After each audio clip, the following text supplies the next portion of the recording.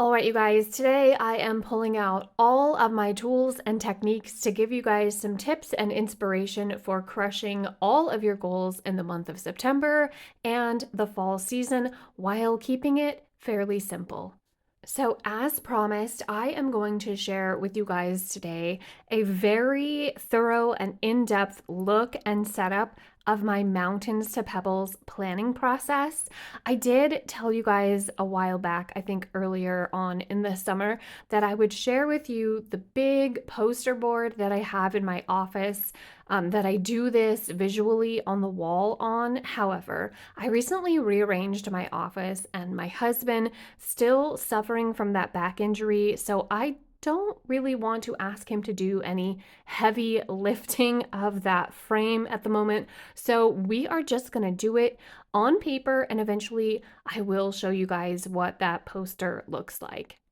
So, I've talked about what my Mountains to Pebbles goal setting and tracking progress is quite a bit over the years here on this channel. So, I'm not going to talk necessarily too much about it. I'm just going to show you guys visually on paper how it works and how you can do it yourself. But essentially, it's just a mountainous goal being broken down into smaller pieces that we can work on in the months, weeks, days, and hours of our lives to reach that big mountainous goal. For this video and my particular goal, I am going to be setting up this spread for the month of September, but this works for any stretch of time. You can come along and join me and set yours up for September, for the final quarter of the year, or you can set it up for starting right now today and accomplishing your goal, moving that big mountain by the end of 2026. It's really entirely up to you and dependent on how big your goal is and what amount of time you need. It all works the same regardless of how long you think the goal will take. You'll probably just need more space and paper if you're going to be doing this for more than a short period of time. If you're going to be obviously doing this for over the span of a year, you're going to want to transfer these things into your next planner. If you're going on a yearly planner, pre-planner that's already set up with a schedule. All that aside, system still works the same. So I'm going to go ahead and set this up with a little bit of decorative for the month of September, because I don't know about you guys, but a cute page definitely keeps me coming back and working in it. So I'm going to do the decorative for September, and then we're going to get into the technical and productivity pieces of this all. Okay, so here is my just little bit of fall theme decorative to start with for the month of September. Now we are going to talk about how to actually break your mountainous goal down into smaller and smaller pieces until you get down to those pebbles. Now, depending on what your specific goal is and what your specific timeline or deadline looks like, this can get a little bit mathy. But it's all entirely dependent on your goal, your dreams, and your timeline. But I will try to give you a mathy example and just a regular, I've got to have this done by this time example. But you're going to want to start with your goal and then figure out when your deadline or when you're just your completion date goal is going to be. Then you're going to want to figure out how much time you actually have to work on it.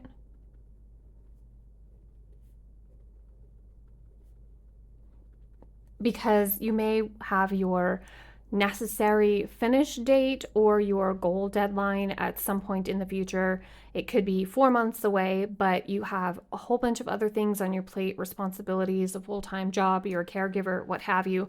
So that doesn't necessarily mean you have an entire full month's worth of days and hours to work on the goal.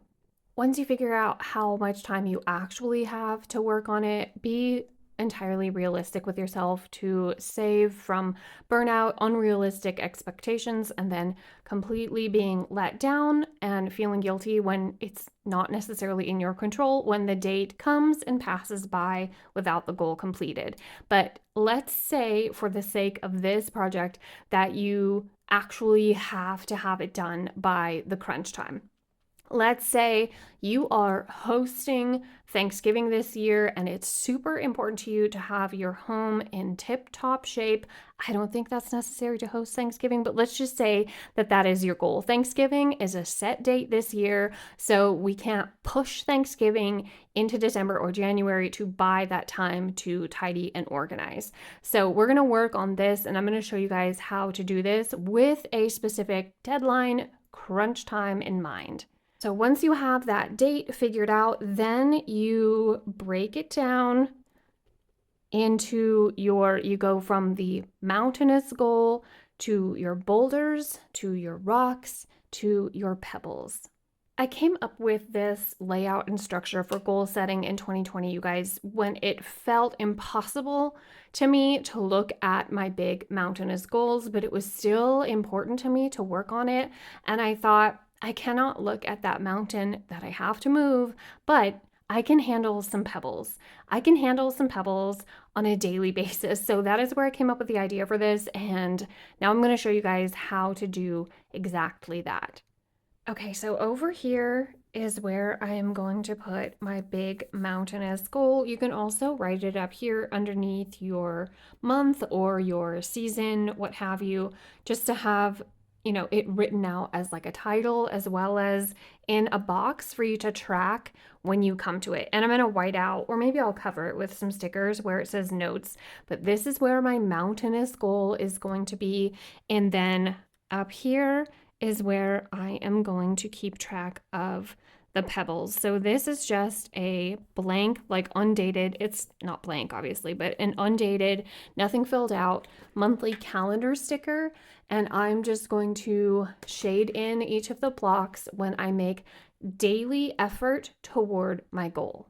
So have the entire house deep cleaned and organized by the time the doorbell rings on Thanksgiving might look like a huge, enormous goal.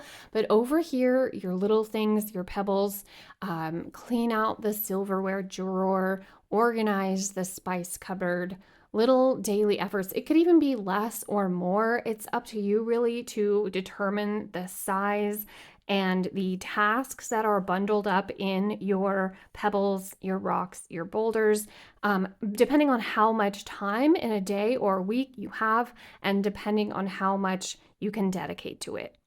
If you don't have box stickers, you can just draw them. Just grab yourself a pencil and a ruler. You can make all of these things with just some pen and paper and markers. Do not feel like you have to have all of the stickers and doodads and decorative to make this page for yourself. Now, for my goal in particular, I am giving myself not quite the entire month of September to work on it and get it completed. I am hoping to complete my goal in 3 weeks. So I am also going to be giving myself some weekly mile markers to go along with my mountainous goal box over here. It just means that I am going to check in with myself on a weekly basis to make sure that I am still on target and recalibrate if that's not what's going on. We'll hope that doesn't have to happen, but it's good to look up every once in a while and make sure that we're still on the right path to our goals. So these are just typewriter stickers that I got from an old Happy Planner sticker book. They had some writing on the typewriter paper and I just sliced it out, and I'm just gonna color it in at the end of each week if I am on target. You can do this with a Post-it note or just a box or a circle to fill in with a marker, and it'll still work exactly the same. So from there, from your mountains, working backward to your check-ins, depending on how frequent this is. In between your mountain and your pebbles, you are going to have your boulders and your rocks. So again, this is going to be broken down on a project by project goal situation. But if you are an author like I am and you want to write a book, this mountainous goal would be the book being completed, and your boulders could be the chapters or the acts in your book that you need to complete. And then these could be particular scenes or dialogue or world building that you want to work on, and then your pebbles would be your daily word count. Now, let's say your goal is the clean your house and organize by Thanksgiving one. Your boulders could be the level of your house or the section, the room of your house. And then this could be the tasks that you want to complete in there. And then this could just be your daily effort. You just colored in, yep, I worked on this thing today. You don't even have to do your rocks and boulders all up front. As you're working your way through the task, you can figure out if there's more or less to be done. For example, you get into a space in your home and you realize, gosh, there's a lot more in here than I thought there was. You could make more of these, or if it doesn't necessarily need to be completed or perfect, you could do less. If you are an author who works in terms of writing sprints and you know what your average writing word count is per each sprint that you do, you could just put these on here as well and keep track of how many sprints it took you to complete each act in your book or chapter or section, or even how many sprints it took to write the whole book. So for me, these will just actually represent a number amount, and I have the number of them here that I need to move for my rocks. And then my boulders, I will end up writing on these for the tasks that need to be completed as I work my way through the project. And then I will transfer them from this page to this page. Just some fun little headers so I know which is which. I won't forget, but it's still fun to see it laid out like this as you're going along and keeping track of things.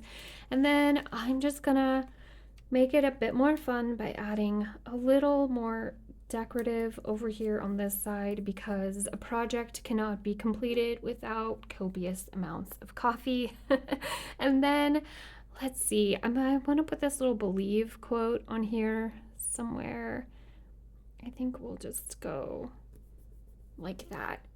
And that's pretty much it, you guys. So your mountainous goal, then you figure out the time frame you're working with and working within, the deadline that you want to set for yourself, or maybe the one that you have no choice but to work with.